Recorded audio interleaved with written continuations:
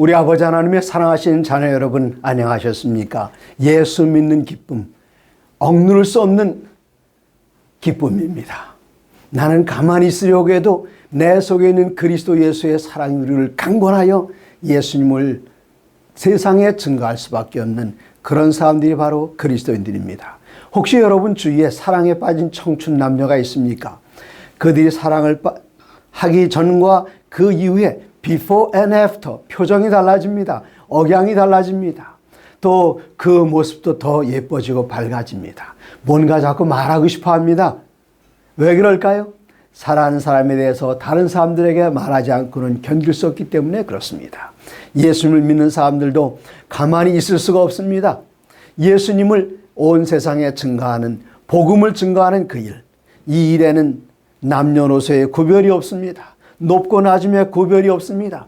그리스도 예수를 믿고 예수님의 이름으로 말미암아 하나님의 나라에 다시 태어난 하나님의 자녀가 된 사람, 천국 시민이 된 그 사람들, 이 사람들이 그리스도 예수를 증거하는 일에는 미국의 마크 피니 목사님이나 한국의 홍명관 목사님 같은 분이 아니어도 좋습니다. 누구든지 예수님 안에서 다시 태어나기만 하면은 그리스도 예수의 사랑과 복음을 전하는 일에 다 같이 부르심을 받았습니다. 사도행전 1장 8절에는 이런 사람들을 가리켜 예수님께서는 말씀하시기를, 먼저 오직 성령이 너희에게 임하시면 너희가 권능을 받고 증인이 되리라 말씀하셨습니다. 이런 증인이라는 표현은 사도행전 1장 8절에만 나오는 게 아니라 구약성경 이사야서 43장 10절에서는 여호와의 증인이라고 말씀하셨습니다. 우리는 증인으로 부르심을 받았습니다. 그리고 마태복음 5장 14절에서는 너희는 세상의 빛이라. 온 세상이 캄캄합니다. 이때 여호와를 아는 지식의 빛, 그리스도 예수의 빛이 우리에게 다가올 때에 그 빛을 우리들은 온 세상에 반사하는 역할을 하는 그리스도 예수의 빛입니다. 고린도후서 2장 15절에서는 우리는 구원을 받은 자들에게나 망하는 자들에게나 하나님 앞에서 그리스도의 향기라 말씀하셨습니다. 우리가 누구인가요? 우리들은 향기입니다. 길을 걸어가는데 그 옆에 어떤 아가씨가 지나갑니다. 어쩌면 이 아가씨가 데이트를 하러 가는지 갑자기 냄새를 풍기면서 가는데 아마 집에서 나오면서 몸에다 향수를 뿌리고 나왔던 것 같습니다. 이 향수를 숨길 수가 없습니다. 향내를 숨길 수 없는 것처럼 그리스도를 진실로 따르는 그리스도 예수의 제자된 사람들은, 하나님의 자녀된 사람들은 그냥 가만히 있어도 존재 자체가 그리스도 예수를 온 세상에 알리는 향기가 되기 때문에 숨길 수가 없습니다. 또한 고린도후서 3장 3절에는 그리스도의 편지라 그랬습니다. 온 세상이 우리를 보고 무엇을 할 수 있는가 하면 예수님께서 하나님은 사랑이시라 우리에게 써놨기 때문에 우리들의 풍기는 인품, 가마, 얼굴에 빛나는 미소, 이러한 모든 것들을 세상 사람들은 우리를 보고 읽습니다. 또한 고린도후서 5장 20절에는 그리스도의 사신이라 그랬습니다. 하나님의 나라의 사신, 우리들은 하나님의 나라를 온 세상에 대표하고 있습니다. 하나님의 나라가 어떤 나라인가? 우리들의 말하는 것, 우리들의 옷 입는 것, 우리들의 걸음걸이, 우리들의 먹는 것, 이러한 모든 것들이 하늘나라를 세상에 대표하고 있습니다. 그리고 마침내 베드로전서 2장 9절에서 사도 베드로는 뭐라고 말씀하셨는가 하면은 왕 같은 제사장이라 그렇습니다. 제사장이 하는 일은 무엇입니까? 제사를 지내는 일입니다. 백성을 위하여 하나님께 제사를 지내는 일인데, 신약 성경에서는, 구약에는 아론의 자손들만 제사장이었지만 신약 성경에서는 그리스도 예수로 말미암아 하나님의 자녀로 태어난 모든 사람들은 다 하나님의 제사장들입니다. 이방인들을 제물로 삼아 하나님께 드리는 사람들, 아직 그리스도 예수가 누군지 알지 못한 사람, 구원받지 못한 사람, 영생에 대한 소망이 없는 사람들을, 그들을 불러다가 예수의 이름으로 거듭날 수 있도록 그들을 안내하고 그들을 하나님께 드리는 제사장으로서의 역할은 모든 사람들이 다 부르심을 받은 역할입니다. 이 일을 위해서 예수님께서는 우리를 부르십니다. 어떻게 부르십니까? 여기 디모데전서 1장 12절에는 아름다운 말씀이 기록되어 있습니다. 디모데전서 1장 12절, 나를 능하게 하신 그리스도 예수 우리 주께 내가 감사함은 우리 주님께 감사할 이유는 무엇인가? 나를 충성되이 여겨 내게 직분을 맡기심이니 우리들 증인의 직분을 맡기셨습니다. 그런데 우리를 충성되이 여겨 이 직분을 맡기신 예수님께서는 이 일을 감당하기 위해서 나를 능하게 하신 그리스도 예수 우리 주께 내가 감사함은 우리에게 일을 맡기기 전에 우리에게 능력을 주셔서 이 일을 감당하게 하셨습니다. 모든 그리스도인들이 다 외우고 있는 마태복음 11장 28절에 예수님의 초청이 나오고 있습니다. 수고하고 무거운 짐진 자들아 다 내게로 오라. 내가 너희를 쉬게 하리라. 어떻게 쉬게 합니까? 11장 28절 바로 다음 절이 29절인데 29절 이어서 말씀하시기를 나는 마음이 온유하고 겸손하니 나의 멍에를 메고 내게 배우라. 조금 전에 쉬라고 해놓고 멍에를 지우시겠다 그렇게 말씀하십니다. 멍에는 무엇입니까? 일을 하기 위한 도구입니다. 소에게 커다란 달구지, 무거운 달구지를 끌게 하는데 이거 그냥 끄는 게 쉽지 않습니다. 그렇기 때문에 이 소의 양어깨에 멍에를 메우고 그 명에다 달구지를 묶어놓으면 쉽게 달구지를 끌고 갈 수 있습니다.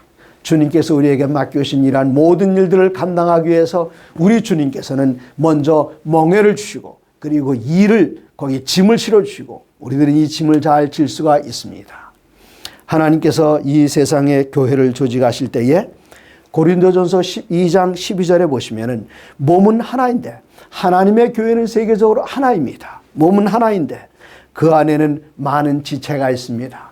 여기 제 몸 여러분 보시죠? 이 제 몸에 뭐가 있습니까? 여기는 머리도 있고 눈도 있고 귀도 있고 코도 있고 입도 있고 손도 있고 발도 있고 다 있습니다. 몸은 하나이지만 여러 개의 지체가 많이 있습니다. 몸에 지체가 많으나 한 몸인 것 같이 그리스도도 그러하니라.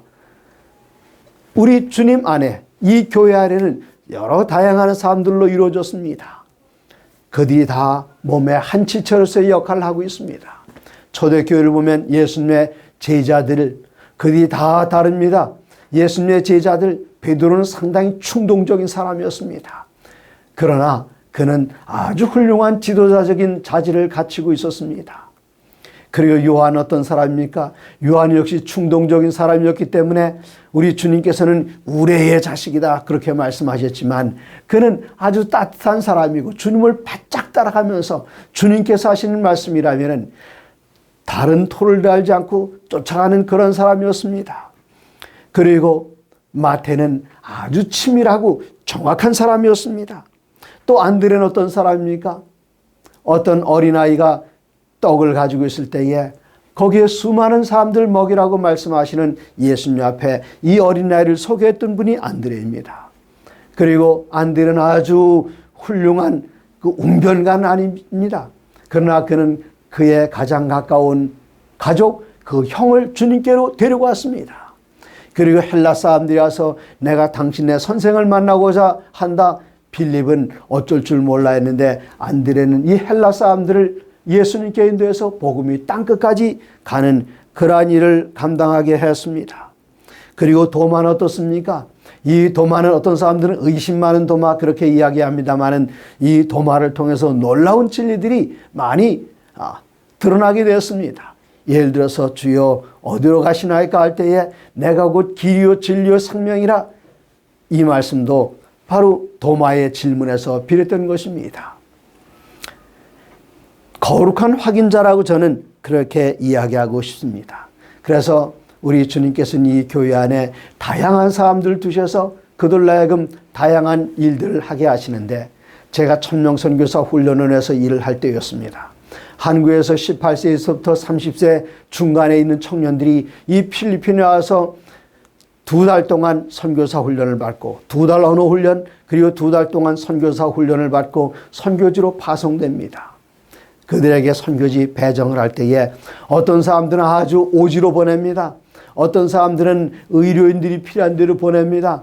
어떤 사람들은 학교로 보냅니다. 다 이렇게 배정을 하는데 맨 마지막에 어떤 사람들이 있는가 하면은 이 선교사 훈련에 남아서 어떤 자매들은 여전히 돈 계산을 하면서 회계를 해야 할 사람이 있습니다. 어떤 사람은 운전을 해야 할 사람이 있습니다. 어떤 사람은 이 훈련에 남아서 한국에서 오고 또 여러 나라에서 오는 그 사람들 위해서 비자 문제라든가 이런 걸 해결해야 할 사람들이 있습니다. 다 발표할 때에 가장 오지로 보내주면 다 좋아서 막 손뼉을 치면서 공중공중 뜁니다. 근데 누가 실망하는 소리를 하는가 하면 남아서 너는 어카운턴트 해라, 캐셔 해라. 그러면은 입이 이만큼 부어서 제게 쫓아옵니다. 목사님, 저는 캐셔 하는 거, 돈 세는 거 싫어서 천명선교사 왔는데요. 저는 그냥 나가면 안 돼요. 그래, 나가도 되지. 그러나 너보다 이 장부 정리를 더 잘 할 사람이 어디 있겠느냐. 내가 여기 있는 게 유익이다. 어떤 형제는 택시 운전을 하다 왔습니다. 목사님, 저는 운전 그게 지긋지긋해서 여기 와서 복음 전하러 왔는데요. 그런데 여기는 선교사들을 안전하게 선교지까지 데려다주고 훈련에 남아서 차량을 운행할 사람 너보다 더 적임자가 어디 있겠느냐. 네. 그 중에 한 형제는 마닐라맨이라고 있습니다. 이 형제가 하는 일은 무엇인가 하면은 그 선교사들을 외국에서 받게 되고 또 그들을 다른 나라로 파송하고 하게 될 때에 자주 외교 문제를, 특별히 뭐 외교 문제라기보다는 거기에 관련된 일을 해야 합니다. 그런데 아무도 없어요. 그래서 그 길을 대표하는 기장에게 그 일을 맡겼습니다. 제가 한 친구가 생각나는데 이승광 형제라고 나중에 목회자가 되었습니다. 이승광 형제가 그 기의 기장이었습니다. 너 이거 해라 그랬더니 이 형제는 주일 돌아보니까 다 이걸 안 맡으려고 그래. 다 선교지로 가려고 합니다. 목사님, 알았습니다. 제가 하지요. 그런데 이 형제가 이것을 해도 너무 잘합니다. 이 형제가 영어에 탁월한 형제도 아니고 따갈로그를 하는 형제도 아니고 그런데 그 일을 맡겨놨더니 너무 잘합니다. 나중에 제가 같이 나간 형제에게 물어봤어요. 어떻게 그 형제가 그 일을 처리하니 참 신기하다. 그랬더니 이 형제, 그 옆에 있는 형제가 말하기를, 목사님, 제가 쫓아가 봤는데요. 그 승광이 형 아주 놀라운 재주가 있어요. 그 창고 앞에서 일하는 아가씨에게 먼저 미소를 한번 방긋 날리면 그 아가씨도 그냥 딱 굳어버리고 말아요. 그 다음에는 여기 조그만 그 상자에 뚜껑을 열면 그 안에 캔디들이 있는데 캔디를 내밀면서 그 아가씨대로 하나 집으라 그러면 말이 안 통해도 서류만 내밀면 일사천리로 된다는 겁니다. 전 이런 거 잘 못합니다. 아무나 할 수 있는 게 아닙니다. 그래서 우리 주님께서는 모든 집단 안에, 교회 안에, 한 몸 안에 지체가 있는 것처럼 다양한 재능과 기능을 가진 사람들을 세우셔서 그 일들을 감당하게 하십니다. 이런 일을 하는 사람들, 여기 다양한 직분들과 기능들을 에베소서 4장 7절과 8절에 보시면은 기록해 놓은 것이 있습니다. 에베소서 4장 7절입니다. 우리 각 사람에게 그리스도의 선물의 분량대로 은혜를 주셨나니, 우리 주님께서 은혜를 주셨습니다. 어떻게 주셨는가? 거기에 대한 비유를 예수님께서는 마가복음 13장에서 이렇게 들고 계십니다. 마가복음 13장 34절에 가령 사람이 집을 떠나 타국으로 갈 때에 그 종들에게 권한을 주어 각각 사물을 맡기며 문지기에게 깨어있으라 명한 것 같으니, 그러므로 깨어있으라 집주인이 언제 올는지, 혹 저물 때 일는지, 밤중 일는지, 다굴 때 일는지, 새벽 일는지 너희가 알지 못함이라. 여기 주인이 먼 곳으로 떠나면서 그 집안엔 종들을 모아서 각각 권한을 맡기면서 너는 이것을 언제까지 어떻게 해놔라. 너는 여기 있는 종들을 이렇게 관리해라. 너는 이 재산을 이렇게 관리해라. 다 일들을 맡긴 다음에 멀리 떠나. 그리고 다시 돌아오겠다 했습니다. 누가 그렇게 하셨습니까? 예수님께서는 2000년 전 성령을 통해서 우리들에게 각각 은사를 맡겨주시고 하늘로 돌아가셨습니다. 그리고 우리 주님께서는 곧 오십니다. 오실 때에 종들을 모아놓고 내가 너희들에게 이런 권한을 맡겼고 그 권한을 수행할 수 있도록 이런 기능을 주었는데 어떻게 했는지 보자. 우리 주님께서 오셔서 그것을 살피시게 될 것입니다. 그러면 그 일을 어떻게 할 수 있을까요? 성령을 통해서 일할 수 있는 기능들을 우리들에게 허락을 해 줍니다. 그럼 성령은 언제 받습니까? 사도행전 2장 38절에 보면 우리가 성령 받는 때에 대해서 이야기하고 있습니다. 사도행전 2장 38절, 베드로가 이르되 너희가 회개하여 각각 예수 그리스도의 이름으로 침례를 받고 죄 사함을 받으라. 그리하면 성령의 선물을 받으리니. 우리가 침례 받으면 성령의 선물을 받는다 그랬습니다. 아직 침례 안 받으신 분 계십니까? 성령을 사모하는 마음으로 속히 침례를 결심하시기 바랍니다. 이 침례 결심은 누가 하는 겁니까? 여러분이 하시는 겁니까? 그렇지 않습니다. 침례 결심은 내가 하는 것이 아니라 누가 하는가 하면은 나를 낳아준 그분이 하시는 것입니다. 제가 이 세상에 태어날 때에 저는 성이 권가인데 제가 안동 권가 되기를 저 선택하지 않았습니다. 그냥 태어났습니다. 누구 때문에요? 아버지와 어머니의 사랑 때문에 태어났습니다. 그러면 제가 어느 집안에 이름을 올려야 될까요? 제 이름을 올리는 것, 아버지께서 저에게 아들아 내가 널 낳았으니 내 이름을 우리 집안에 입적하겠다, 호적에 올리겠다, 그래 되겠느냐 묻지 않으셨습니다. 아버지께서 그냥 아버지의 권한으로서 제 이름을 올려놓으셔서 저는 그냥 안동 권가가 된 것입니다. 우리가 하나님의 자녀 되는 것 누구의 선택입니까? 하나님께서는 그리스도 예수 안에서 이 모든 인류를 하나님의 자녀로 다 선택하셨습니다. 그리고 우린 다 하나님의 자녀입니다. 그런데 제가 하나님의 자녀가 되는 특권을 얻었으니 그것을 계속 유지해 나가는가? 그것은 내가 선택할 수 있습니다. 나는 기어이 구원 안 받겠습니다. 하나님의 자녀 안 하겠습니다. 그렇게 하지 않는 한 우리들은 하나님의 자녀입니다. 우리가 하나님의 자녀된 사실을 알리는 것, 이것이 전도입니다. 그러면 우리들이 혈연적으로는 하나님의 자녀가 되는데 법률적으로 하나님의 자녀가 되는 것, 그것은 무엇인가? 예수님께서 마태복음 3장에 보면은 요단강에 내려가 침례를 받고 올라오셔서 기도드리실 때에 하늘이 열리고 성령께서 그에 임하시면서 이는 내 사랑하는 아들이요 내 기뻐하는 자라 온 세상을 향하여 선언하셨습니다. 언제요? 침례 받고 났을 때에 하나님께서는 하나님의 아들이라고 선언하시고 그때에 성령께서 예수님께 임하셨던 것처럼 우리들이 침례 받게 될 때에 하나님께서는 온 우주를 향해서 이는 내 사랑하는 아들이요 이는 내 사랑하는 딸이요 내 기뻐하는 자라 말씀하시면 그때에 여기 사도행전 2장 38절에 약속된 그 말씀처럼 너희가 회개하여 각각 예수 그리스도의 이름으로 침례를 받고 죄 사함을 받으라. 그리하면 성령의 선물을 받으리라. 성령 선물에 대한 약속이 있습니다. 고린도전서 12장 7절입니다.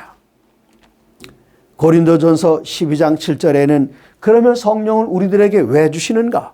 12장 7절에는 각 사람에게 성령을 나타내심은 유익하게 하려 하심이라. 누구를 유익하게 해요? 나를 유익하게 하고 세상을 유익하게 하고 우리로 하여금 전도를 하게 해서 전도받는 그 사람들을 유익하게 하기 위해서 성령께서 나타나셔서 여러 가지 은사를 각각 사람들마다 다르게 주시는데 여기 고린도전서 12장 8절부터 10절에는 9가지의 은사들을 기록해 놓으셨습니다.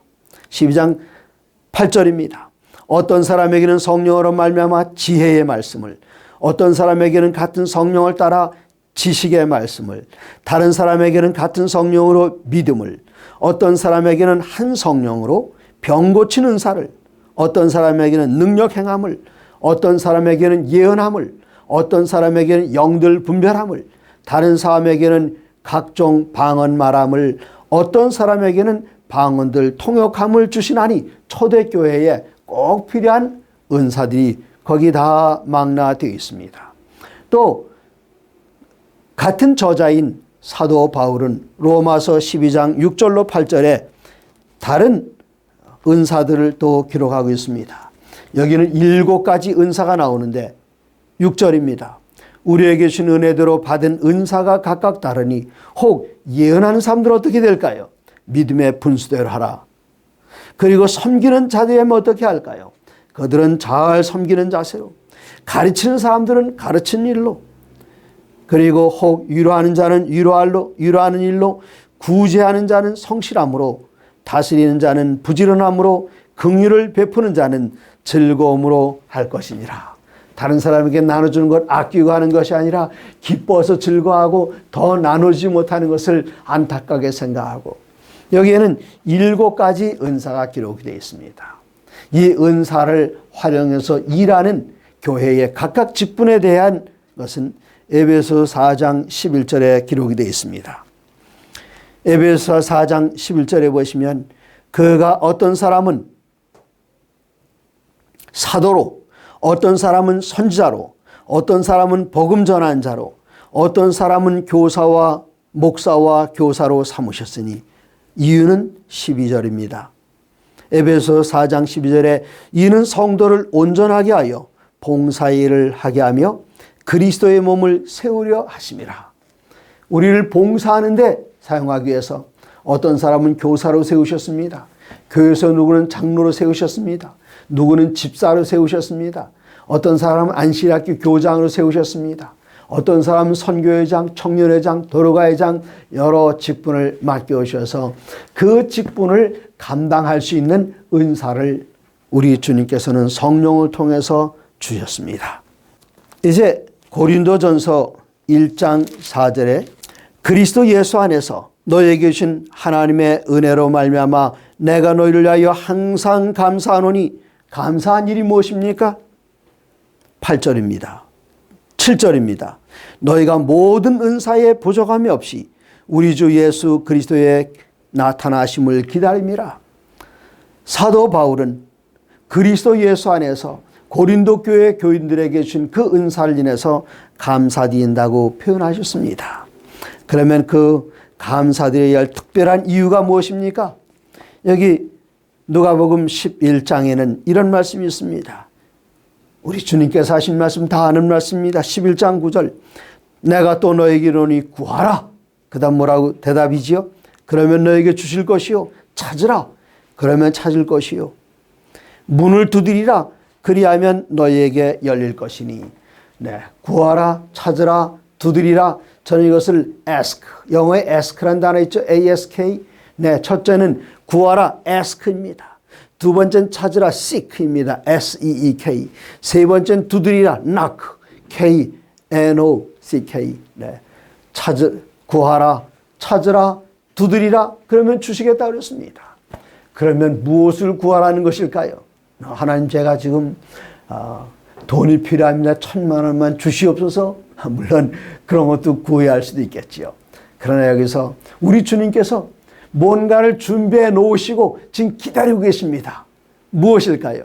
여러분 기대를 가지고 그 다음 절을 읽어보시기 바랍니다. 13절입니다. 누가복음 11장 9절에서는 구하라, 찾으라, 두드리라 말씀하신 예수님께서 이어서 13절에는 너희가 악할지라도 좋은 것을 자식에게 줄 알거든 하물며 너희 하늘 아버지께서 구하는 자에게 성령을 주시지 않겠느냐. 여기 분명한 약속의 말씀이 있습니다.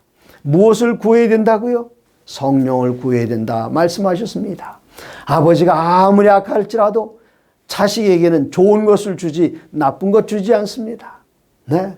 할 일이 없어가지고 이 세상에 일이 없어서 도둑질하는 아버지도 자식에게 도둑질하는 비법을 가르쳐 주려고 하지 않습니다. 뭐라고 말할까요? 아들이 잠들어 있을 때에 나는 비록 이렇게 살망정 너는 정직하게 살아라. 아버지는 그렇게 하지 않겠습니까?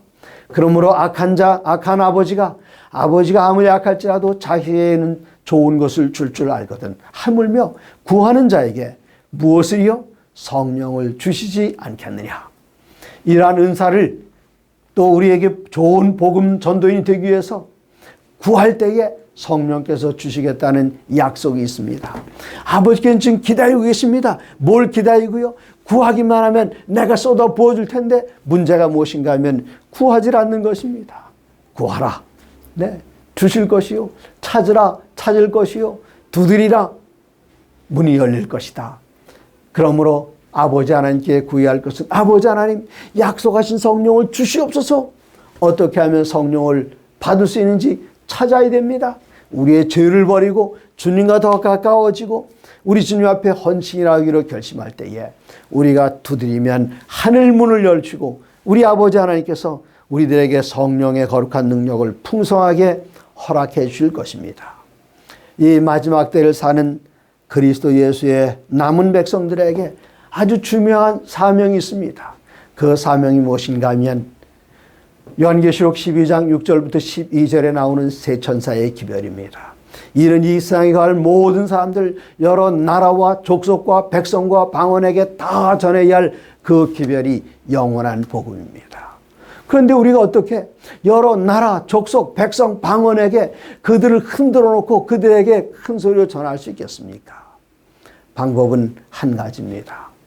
그 방법이 무엇인가 하면 이렇게 외치려면 위로부터 하나님의 거룩한 능력을 받아야 되는데 세천세 기별 땅끝까지 여러 나라와 족속과 백성과 방언에게 증거하는 전하는 그 사람들이 가지고 있는 것이 있습니다. 그들에게 주신 것이 있습니다. 요한계시록 12장 17절에 용이 여자에게 분노하여 돌아가서 그 여자의 남은 자손 곧 하나님의 계명을 지키며 예수의 증거를 가진 자들로 더불어 싸우려고 바다 모래에 섰더라. 그들은 용 곧 사단이 대적하는 무리들입니다. 그 여자의 남은 자손, 이 세상 마지막 때에 하나님의 백성들을 하늘로 이끌어갈 그 남은 무리들, 그 여자의 남은 자손들, 그들에게 있는 두 가지 특징, 첫 번째는 하나님의 계명을 지키며 두 번째는 예수의 증거를 가진 자들이라 그랬습니다.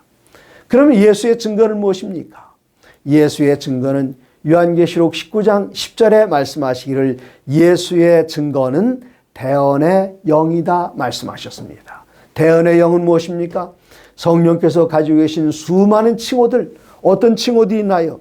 이른비, 늦은비, 이슬, 기름, 물, 불, 바람, 보혜사, 기타 등등등등 수많은 칭호들인데 그 중에 하나가 무엇인가? 요한계시록 19장 10절에 나오는 아주 옛날, 제가 아주 어렸을 때 그 성경에는 예언의 신이라 그렇게 기록이 되어 있었습니다. 그리고 그 다음 한글 개역 성경에는 대언의 영이라 그렇게 기록이 되어 있었습니다. 지금은 예언의 영이라 그렇게 개정 개역에는 기록되어 있습니다. 다 같은 단어에서 영어로는 그냥 Spirit of Prophecy. 그건 다 한 단어입니다. 그런데 한국 언어의 변천에 따라서 한때는 예언의 신, 한때는 대언의 영, 그리고 지금은 예언의 영. 이것은 무엇인가? 성령께서 가지고 계신 수많은 칭호들 가운데 하나입니다. 그 여자의 남은 자손은 무엇을 가졌습니까? 예수의 증거를 가졌습니다. 예수의 증거는 무엇입니까? 예언의 영입니다. 성령을 하나님께서 그 여자의 남은 자손들에게 주셔서 세 천사의 기별을 땅끝까지 펼치는 그 일을 감당할 수 있도록 성령의 능력을 우리들에게 부어주셨습니다.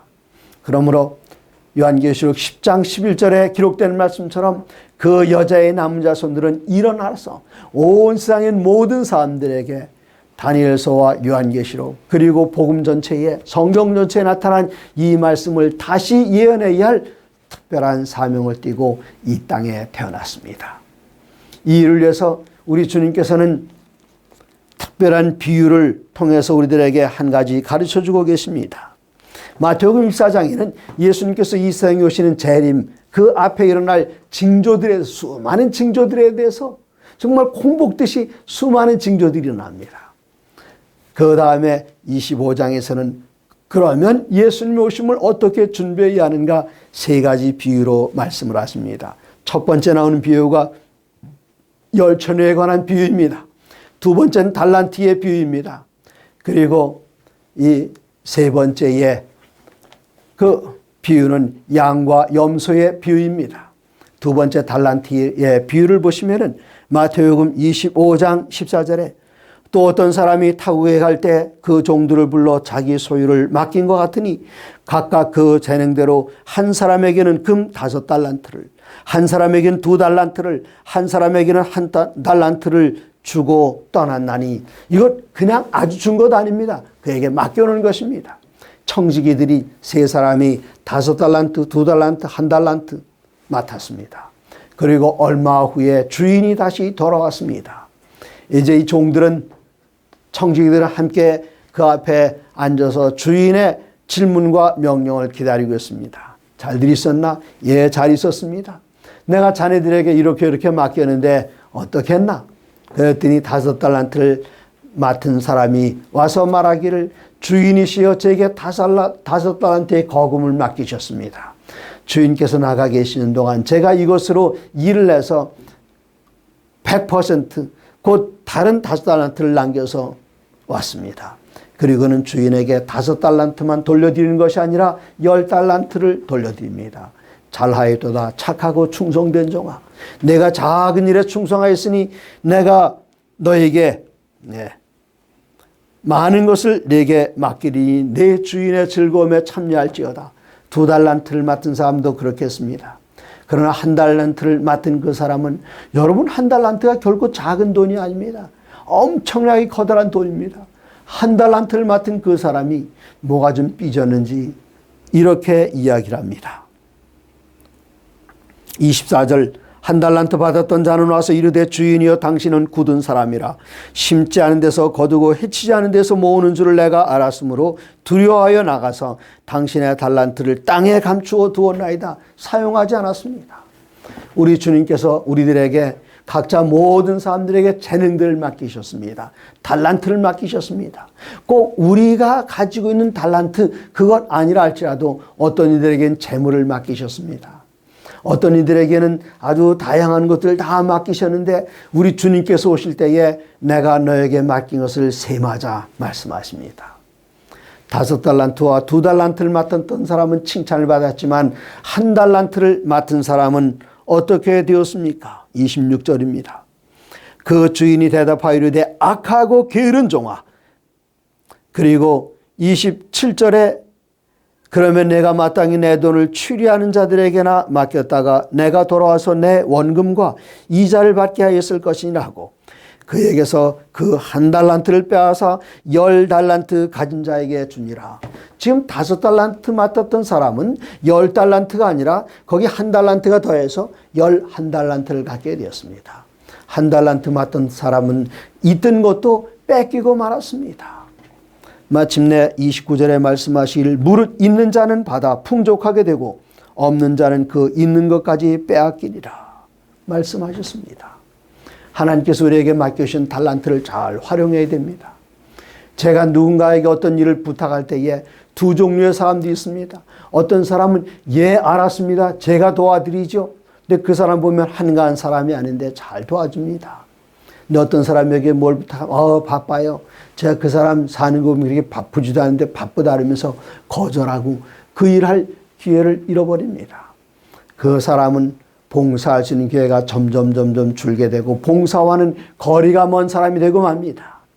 그러나 열심히 봉사하고 섬기고 다양한 필요에 응했던 사람들, 내가 그런 기능이 아직 없다 할지라도 예 제가 도와드리겠습니다. 자기가 가지고 있는 작은 것으로 도와줄 때에 우리 주님께서는 이 달란트를 더 크게 하시고 완전하게 하시고 또 업그레이드 해주셔서 더 커다란 봉사 그리고 더 많은 사람들을 섬길 수 있는 그 자리에 이르게 하시고 마침내 우리 주님 다시 오실 때에 잘하였도다 착하고 충성된 종아 그렇게 말씀하십니다.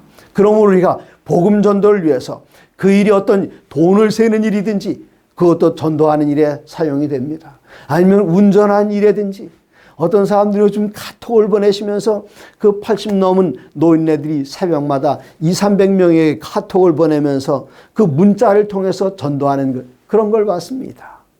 그런 노인네들 누가 시키지 않아도 성령께서 시키신 그대로 합니다. 그러나 이것을 어떤 젊은이에게 자네가 좀 도와줘. 저 바빠요 못해요.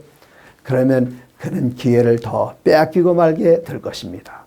여러분 때를 얻든지 못 얻든지 여러분의 삶 자체가 그리스도 예수의 향기가 되고 편지가 되고 그리고 여러분이 증인의 생애를 사실 때에 그 일을 감당할 수 있도록 주님께서 맡겨주신 그 달란트를 잘 활용함으로 우리 주님 오시는 그날 이 모든 것들을 주님께 돌려드리면서 칭찬받으시는 하나님의 거룩한 자녀 하나님의 성실한 청지기가 되시기를 바랍니다.